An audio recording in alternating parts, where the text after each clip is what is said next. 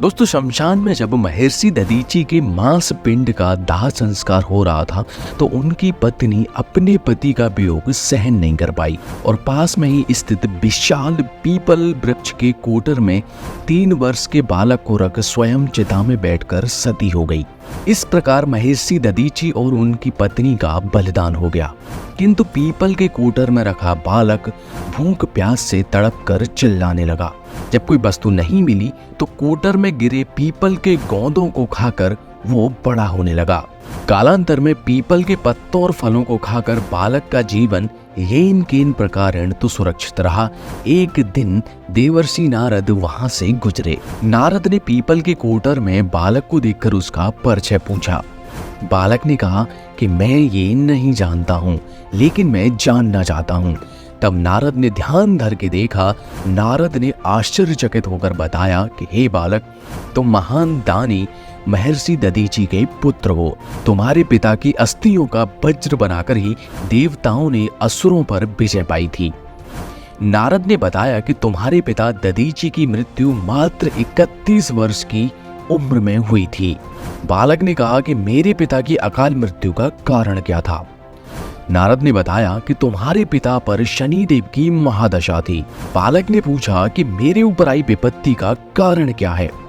तब नारद ने बताया कि शनिदेव की महादशा। इतना बताकर देवर्षि नारद ने पीपल के पत्तों और गोंदों को खाकर जीने वाले बालक का नाम पिप्पलाद रख दिया और उसे दीक्षित किया। नारद के जाने के बाद बालक पिप्पलाद ने नारद के बताए अनुसार ब्रह्मा जी की घोर तपस्या कर उन्हें प्रसन्न किया।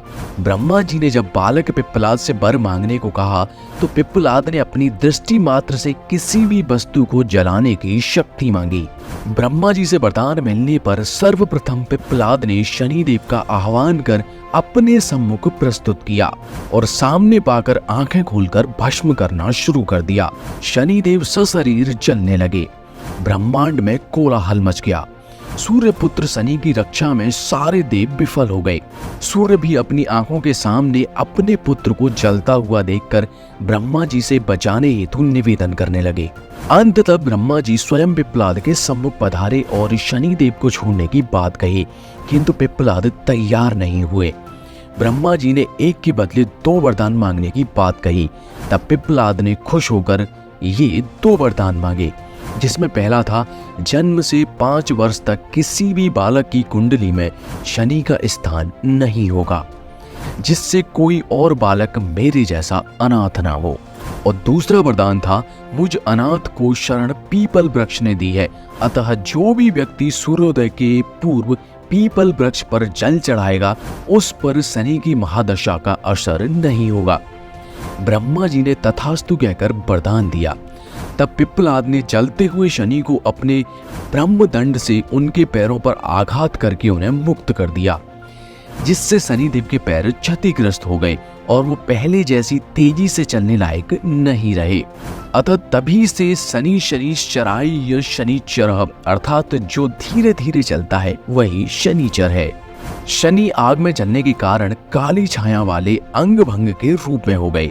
संप्रति शनि की काली मूर्ति और पीपल वृक्ष की पूजा यहीं से धार्मिक हेतु स्टार्ट होती है। आगे चलकर पिप्पलाद ने प्रश्न उपनिषद की रचना की, जो आदि ज्ञान का बृहद भंडार है।